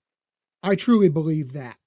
Now, what they're talking about that 6 months is, should Michigan decide to try to pursue a legal appeal of this, it could drag out a little longer. I don't think they do that. Michigan is in such such a shambles. I don't think they want this all out in a court of law, because if you look right now, places like the Detroit Free Press, legitimate Michigan media, have reached out using the Freedom of Information Act, trying to get information. And Michigan is stonewalling them. A press outlet in their own state, Michigan is stonewalling. And the reason I know how being, that goes. They stonewalled me back when I lost my job, and everybody around there stonewalled me. They don't want this out there. The last thing they want is a public hearing in a court of law where everything comes out, because that only makes it worse. You know what, Chris? You know what? I'm more frustrated than anything. What's that? I watched every YouTube over the weekend, and not your show, Buckeye Scoop, or none of them had anybody down there. You think you guys could have got outside the thing there and showed who came in there and who didn't come in there at least. But I didn't see it. I don't know if anybody. I would have went down there, but I got my car banged twice this week, so I'm pretty frustrated about that. People hitting me and running, so I got to get my car all fixed up. So I'm almost 76, so I couldn't get down there, but I was hoping a lot of people. But here's the thing that frustrates me the most.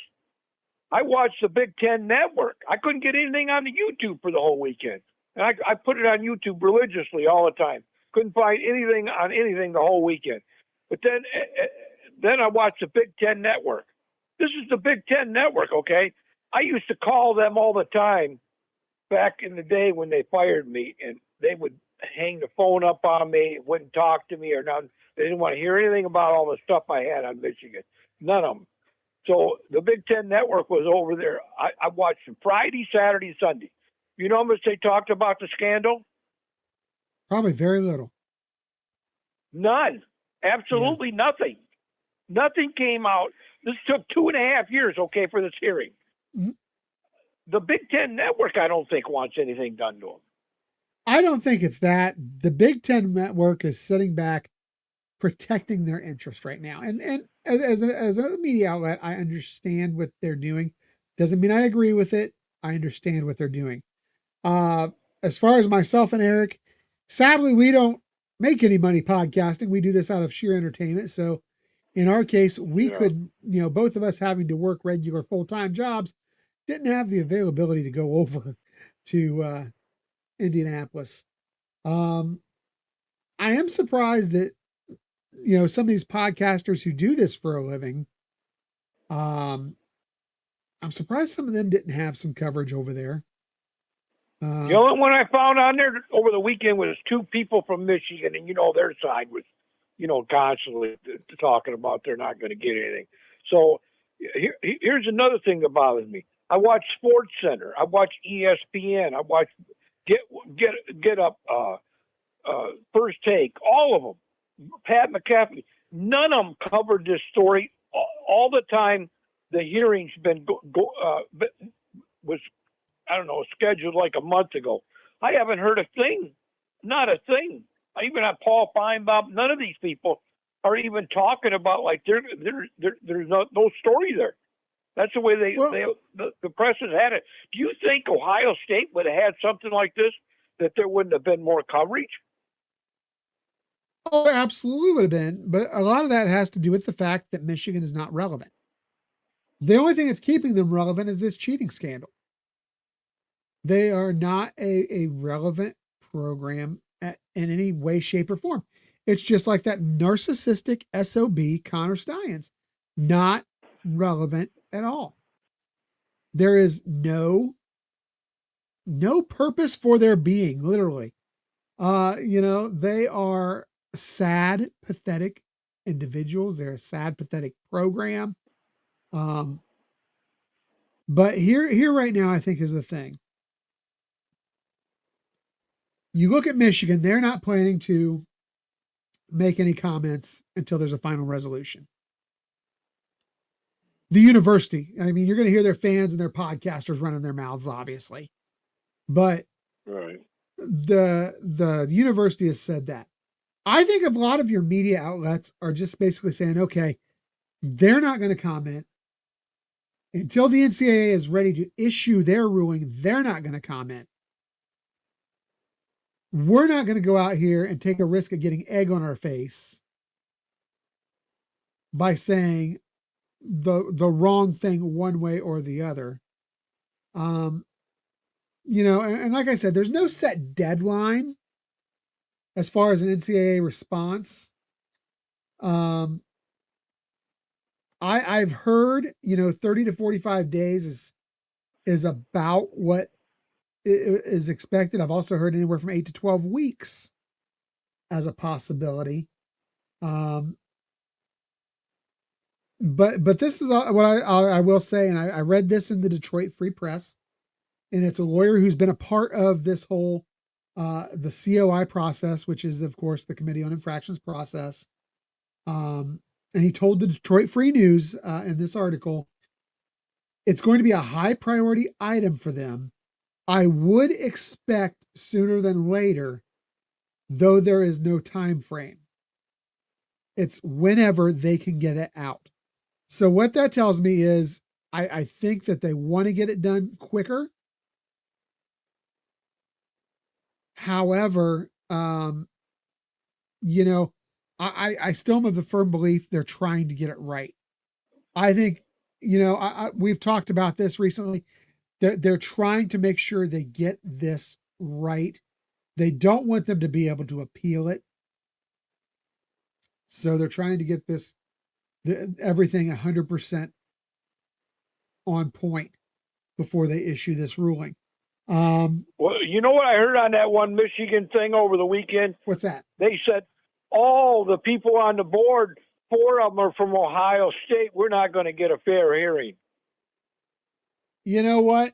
I don't want to hear anything about that when you had a team that shouldn't have even been competing for a national championship get in there amongst their cheating, thanks to the fact that they had the head of the committee was their athletic director. So, well, what I want to know is, did Connor Stallions go in there as a supporter of Michigan, or did he go in there to talk to the NCAA?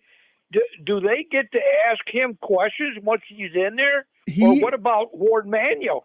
Ask him questions about why he didn't have his team under control or whatever. Yes, they do get to ask him questions.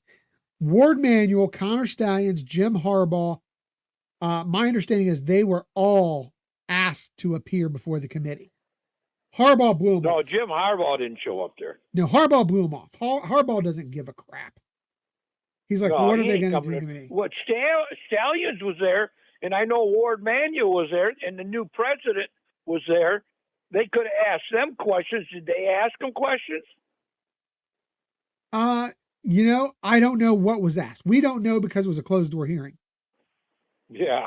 The only people that know are the people who were inside the ring. Chris, how could it be such a closed hearing? And it's a public institution, and the Free Press is trying to get information out to us. What are we, in a communist country? Why can't any of this stuff, after 2.5 years, get leaked out?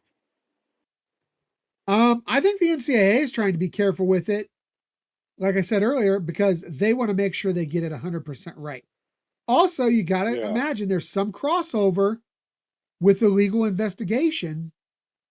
Therefore, there's consequences if they leak out certain information. And then finally, I think part of it as well is, I don't think Michigan wants very much of it out because, again, I think they're afraid of what's could come out. But what I want to know, is that a private school or is that a public institution? It is a public institution, but during just like anything else, they can basically, just like in certain cases that are high profile, they have the right to close a courtroom. The NCAA has that same right to close the hearings. And that's not a matter of legalese because the NCAA is not a legal body, so to speak. They're a governing body, and they don't operate necessarily by legal rules. They operate by their governing rules. So it there doesn't really wasn't matter one if it's reporter. a public university or not. Was there one reporter be able to get in there? No. See, I have a problem with this kind of stuff, that they can bring in a scumbag like Connor Stallions, but that you can't even get a reporter in there to be able to find out, are they really asking them any hard questions? Yeah. Yeah. Well, I think they have. And Ray, I've talked about this several times in the last week or so. I think they're going to come down on them harder than what people think. I think they've been building up to this. If you look at some of the penalties they've handed out recently, they've been quite severe. If you look as you head toward Dennis, are you trying to get my blood pressure up, my dude? No, but I mean, they are heading towards being the enforcement arm of what's going to happen with the new pay to play rules and the new NIL enforcement. So I feel like they're trying to set themselves up. This is going to be what keeps the NCAA relevant. And I believe that's why they are so intent on getting it right. Because what are they going to do about the Charlie Weiss case? The Matt Weiss case is a separate case, although I'm sure there's probably some overlap. You'll probably see a new notice of allegations come out in that matter. So the Weiss case, they ought to get a lot more penalties for the crap they let go on with the 300. Was it 300? How many thousand? Was it 330,000? I heard that he scammed, or what was I don't know quite how big the number has gotten to. I didn't think it was quite that high. But yeah, I mean, the thing with the Matt Weiss thing is you're not going to see them move on anything right now, because that is still a legal case, still an FBI investigation. They are going to keep their hands off of that for the most part until the courts run their course on that. Okay, that goes back from 2015 with the Baltimore Ravens all the way up to 2023 when he got fired. And also, did they let that guy stay there for like 10 or 12 more days? Yeah. So they could try to win the national championship. And then when they got beat by TCU, they fired him. Yeah. Again, I think there will be additional consequences to the university, but that's just stuff that I think is going to have to, sadly, that's going to have to sit on the back burner and just simmer until the courts run their course. Because obviously, when you look at something of that nature, I think the criminal allegations obviously have to take precedence. You've got to get justice for the victims before you worry about penalizing the school for their part in it. What I can't hardly believe, Chris, is if the Detroit Free Press isn't powerful enough to find their Detroit news, why there's so many all over the United States? There's 50 states. I can't believe one of these states or one of these press people say, we're going to get to the bottom of it. What does this story really consist of? Is there really something there, or there's nothing there? Why do you have to watch the YouTube for all the press and the rest of them aren't talking about it at all? You know, I can't give you an answer to that, because I am merely here providing sports commentary. You know, like I said, we don't have the resources of ESPN or CBS or NBC. So that's a good question. Why are they not involved in this more? And honestly, I think a lot of it is they're afraid of getting egg on their face. And let's call it what it is too. You talk about CBS, you talk about Fox, you talk about even NBC with Paramount, or I'm sorry, with Peacock. There's a reason they've got a vested interest in this. It's all about money and TV rights for them. Right. That's what I'm thinking. They're trying to cover it up. One thing that'll be, I don't know that they're trying to cover it up, Ray. I just don't think they're going to cover it. Those penalties aren't harsh. We're going to look like fools, because we've said all along they're going to put the hammer on them. So I'm just interested if they're going to be fair and have some justice, because if they don't, they might as well pack their bags and get the hell out of there right now if they can't come down on people that are this unmoral in the United States. Yeah. And here's my take on it. I do believe, I 100% believe that, yes, they are going to get hammered. They're going to get hammered hard, very hard. And you know what, Dennis? You know, don't listen to people like this because they're basically morons. You have the little clown emojis there. They're just clowns. Well, I'll tell you, if we're right, Paul Feinbaum and all them other shows that said there was nothing going to come down the pipe, and all the Michigan people, we're either going to have egg on our face or they are, one of the two. Well, here's the thing. I'm willing to go out there, and if nothing happens, then so be it. I will admit that I am wrong and nothing happened. I don't admit I'm wrong very often. So if I'm willing to put it out there, I'm pretty confident in it. And the other thing is, even if I'm wrong and nothing happened, or nothing happens per se, we all still know it happened. We know what they did. Yeah. I think the penalties are going to be severe. I don't have any doubt about that. And Aaron, this is a great commentary. And he's right. The media for years has not been out there to tell you the truth. They've been out there to promote a narrative. Since the days of the last legitimate journalist may have been Walter Cronkite. I mean, it's that long ago. I know. The media is a joke. It's a scam anymore. There is no more media. All it is commentary. It's what Eric and I do here. It's what Kurt does over on Scoop. You know, we provide commentary. Now, Kirk actually has a little more, or he has more sources than we do, obviously. Having been a former player, he's got more sources, and Nevada has more sources. We don't have their sources. Right. We have some sources, but nothing like what they do, nothing like what some of these other outlets do. But here's the thing. Nevada's got the best one. I've watched all the YouTubes, and Nevada's probably the most alert about it. And Justin Spiro's pretty on point with his analysis on everything as it rolls out too. Yeah. And the fans of Michigan hate that. But if you listen, the majority of what he has said would happen is exactly what has happened. Yeah. So I don't have their sources. I provide simply fan commentary. These guys are more media than we are.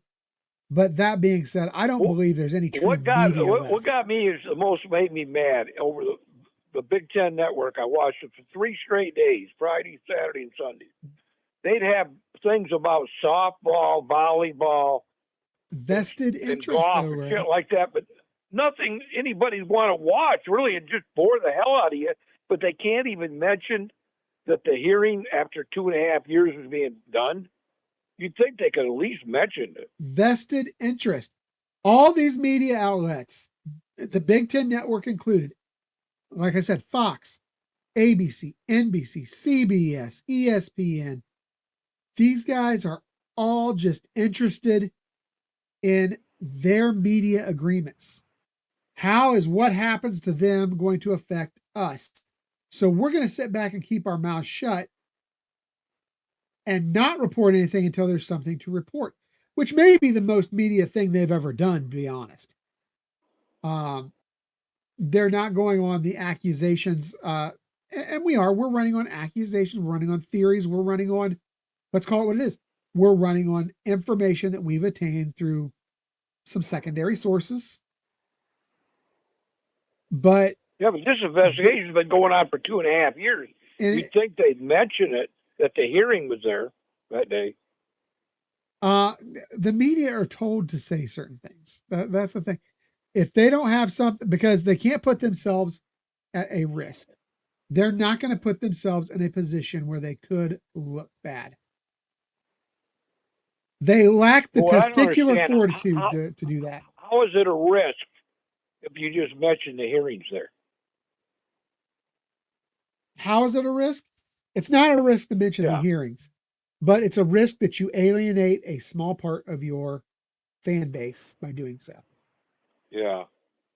So in other words, the Michigan people are controlling the press. It's not the Michigan people so much that are controlling the press. It is the press being ultra sensitive. I don't want to turn this into a political debate. So I'm just going to say it's the Michigan press being ultra sensitive. I'm sorry, the national press being ultra sensitive, not to offend anyone who may be a Michigan fan. They don't want to take the risk of offending that viewer. They don't want to take the risk of offending the university in the event that nothing happens, and they might be looking to them for a game on TV. It's all about self-interest from the university, from the media, from the NCAA. Now I'm gonna admit it, Ray. Even on our part, in some extent, it's all about self-interest. We have a vested interest in what happens. We talk about it. A lot of people won't, because we don't care if the Michigan people stop watching. Chris, if we're right, is the press going to apologize for not covering the story for 2.5 years? Absolutely not. But by not covering it, they don't have to apologize. By not saying anything about it, they don't have to apologize. I agree with you. Well, okay, I'm going to let you go, Chris. God bless you and Eric, and you guys keep up the great work, okay? All right, Ray. Thanks for the call. OH. I-O, buddy. All right, go Bucks. All right, guys, I've got one more caller in queue. Most likely, if no one else calls in, we're going to wrap it up after this. All right. Do I have a number? Oh, I think I know who this is. Hey, I appreciate you calling back in, man. Hey, sorry about that, brother. I got a phone call from a family member, and I had to take it. So nothing to apologize for, man. How's it going? Oh, brother, it is, man. It's a dog-eat-dog world, and I'm wearing milk-bone underwear, brother. Yeah. And, it's, let's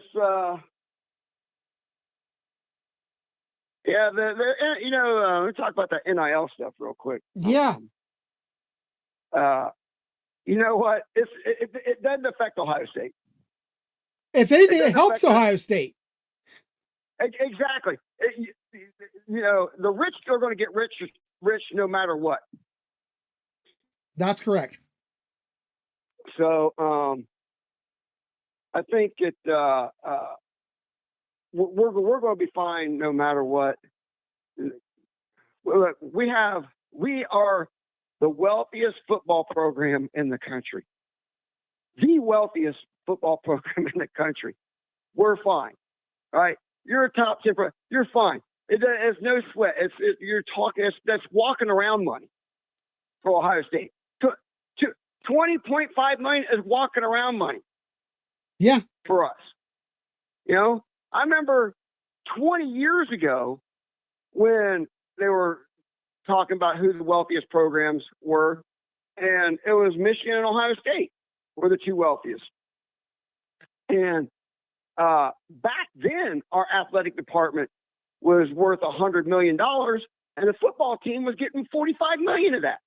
So ain't nothing changed.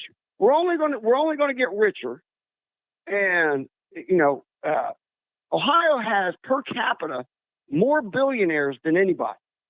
And you can wipe out all those Eastern Seaboard schools because they're not even into college sports, so it doesn't even matter. I'll tell you who made out on the East. The Big East basketball teams made out in the East. Yeah, that's it. And we don't even need. I think we should concentrate more on some of our other sports, which I think what end up happening if they're going to keep any of these sports on, they'll end up just being clubs.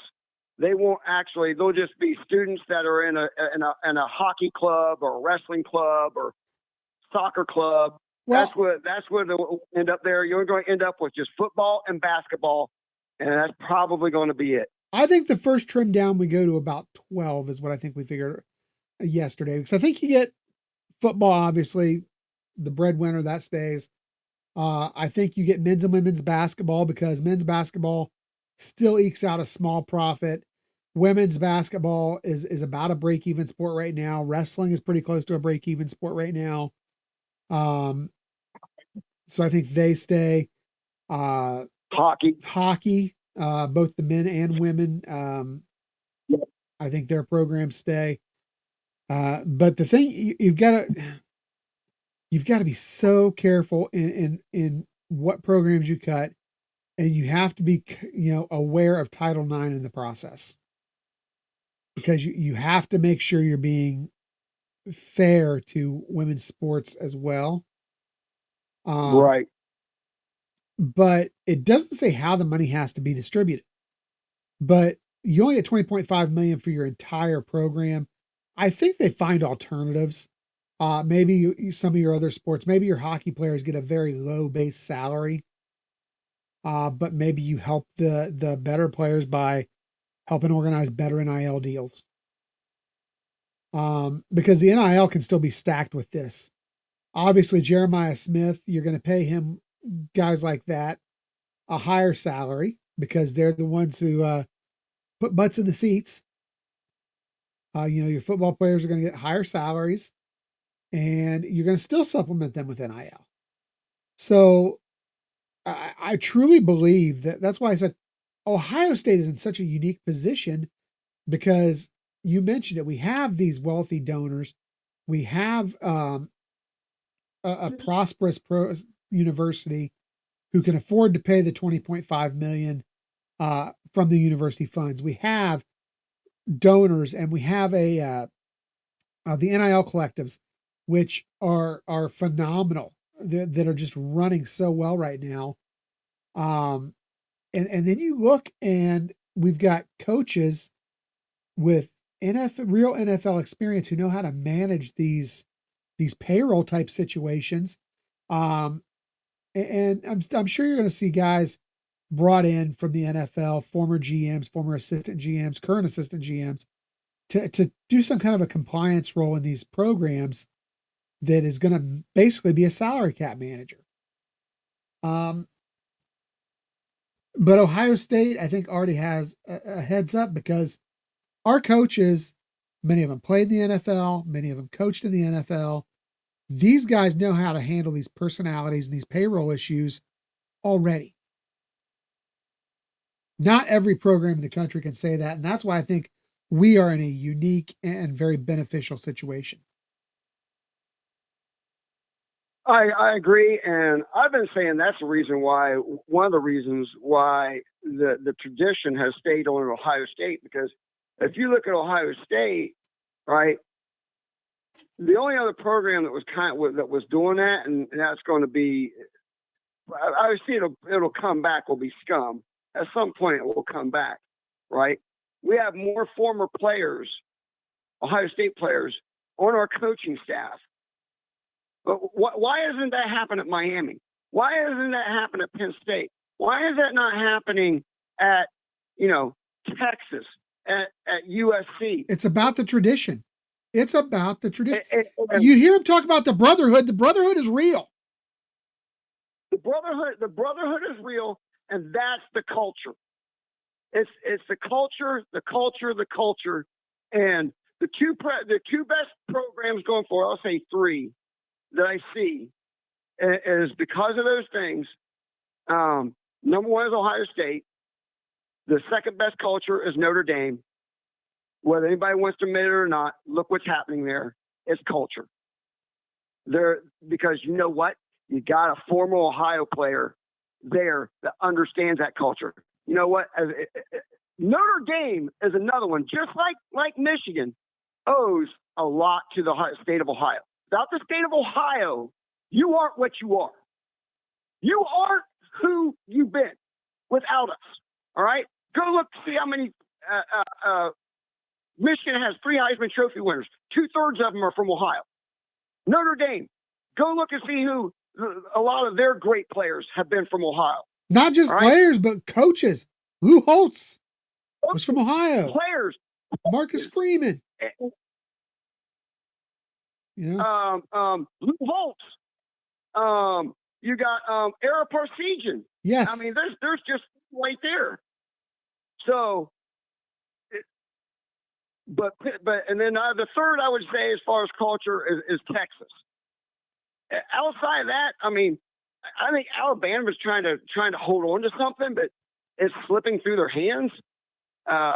They'll be able to maintain some type of culture there, but they're not gonna capture what they had with Saban. No, you can't. You can't when you lose somebody of that dynamic.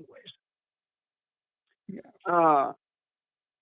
But and you got to look at the culture, the coaching staffs at those schools, and the players that they got and the player development. Those are by far the 3 best programs in the country. Georgia is a doggone dumpster fire heading towards a gasoline plant. And Tennessee seems to got a pretty good coach. I put Tennessee in there. I put Tennessee at 4. They got good things going on there. Well, I'll tell you what, they got to get a grip on what's going on with their NIL, because I'll tell you, I think what happened with Nico, the quarterback, I think that was of their own making. And I think that they're going to alienate people in the way they handled that. So I think they've got to get a little bit of a grip on that. And I'm not saying that Nico was right or innocent in the situation, although I think Nico may have been the most innocent in the situation because,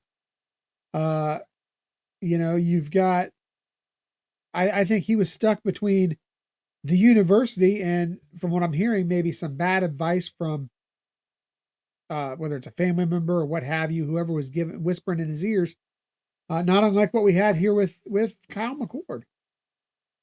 Kyle McCord, dad got in the way and ruined any chance of Kyle McCord having a great career here at Ohio State. Now, did it work out for him okay at Syracuse?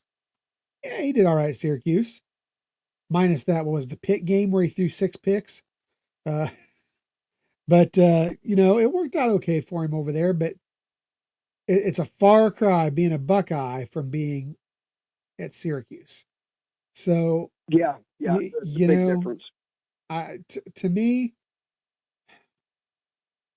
I would almost rather see these kids have legitimate lawyers, legitimate sports management attorneys, as opposed to having their parents, family members, friends trying to help guide them through this. Because I think that I agree. they're getting in the way. They need to have somebody that's not a family member, because that just ends in disasters a lot of time. Most of the time, it seems like. Now, me saying that, understand. On the flip side, we've been very lucky here at Ohio State because we have tremendous young men who their first question when they step onto campus is not, how much am I going to make? These tremendous young men, from everything we've seen, typically tremendously come from an awesome upbringing. Ryan Day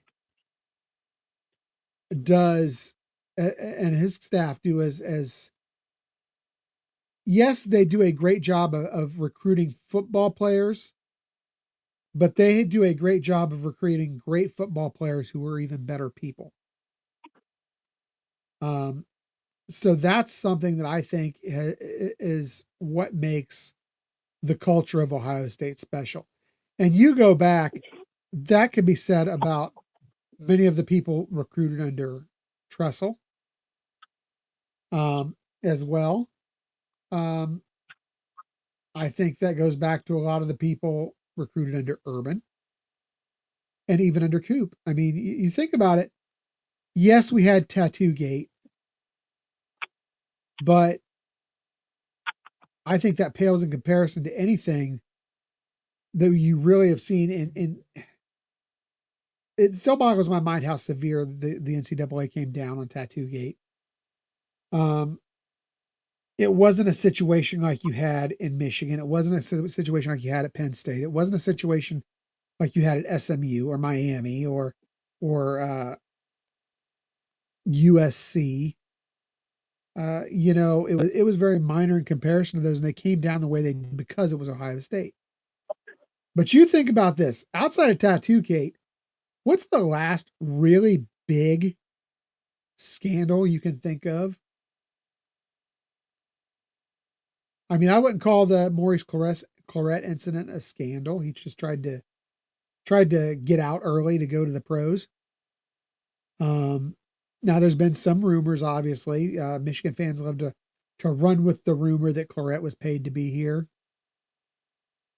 But that's just a rumor. What before that? Maybe go back to Chris Carter getting an agent. Art Schleister's issues. I mean, really, this is one of the cleanest programs in the country and has been historically. So I would tend to say that, we just talked about it. We get great players, but we get better people. I feel like that historically has been that is the culture at Ohio State. Right. Yeah, we're not just taking the best player available.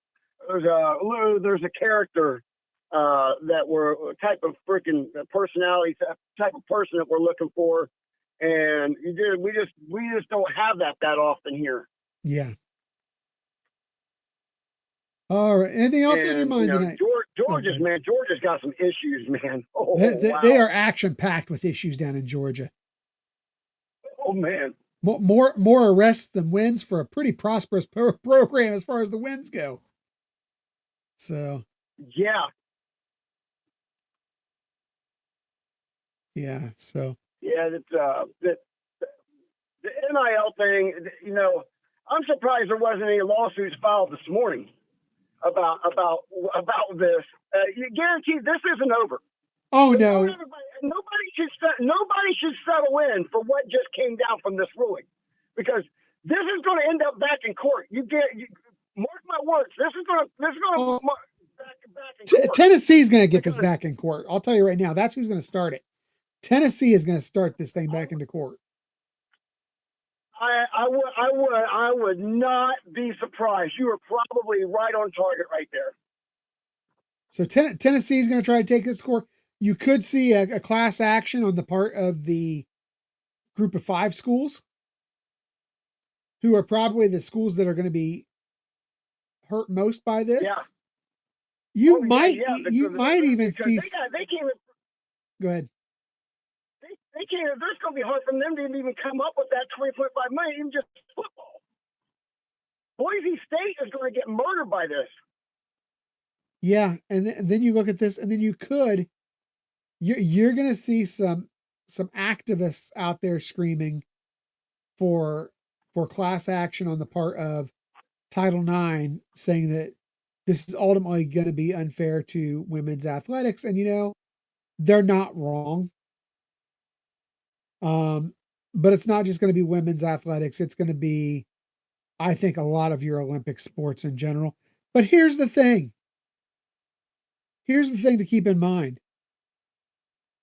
If you limit this to your money-making programs, your ones that are near making money, your basketball programs, your football program, that means the rest of these guys, in theory, could keep their amateur status if they're not receiving pay.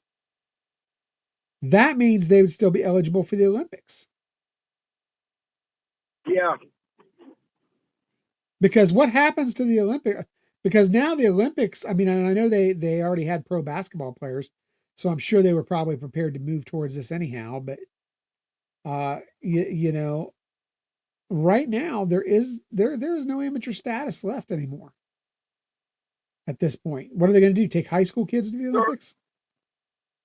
Man, that's it. Well, that all went out. That all went out the window back in the frickin' '90s with, you know, the Dream Team. The Dream Team, the NBA. You know, any the pro. That was always frickin' nonsense, anyways, man. Because the doggone Russians, the Soviets back in the day were using all professional athletes and all their, you know, in hockey, and wrestling, basketball, wrestling, yeah, boxing, all that stuff. They were.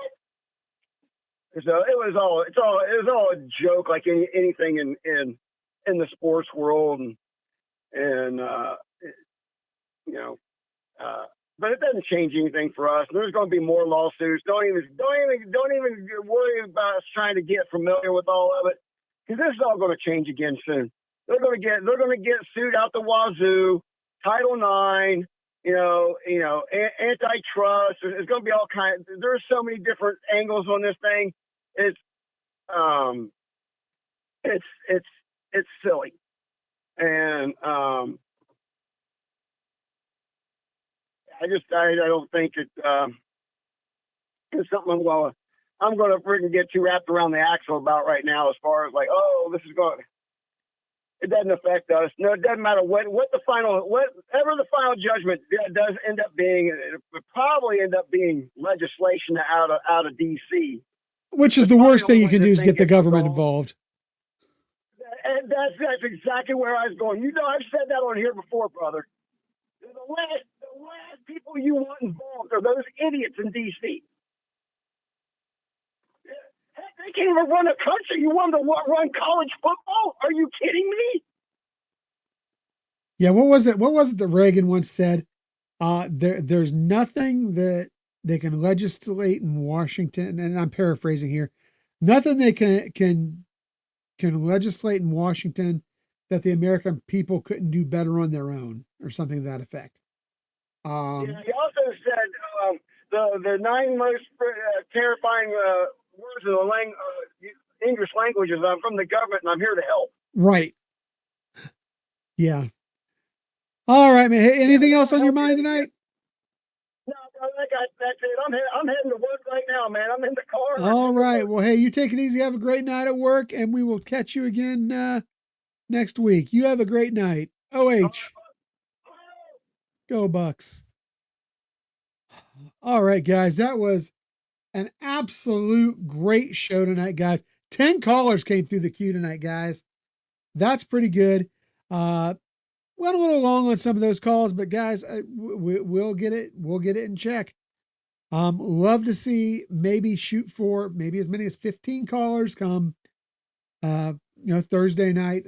Thank you again to the Doodah Man who dropped us a $50 super chat tonight. We really appreciate that.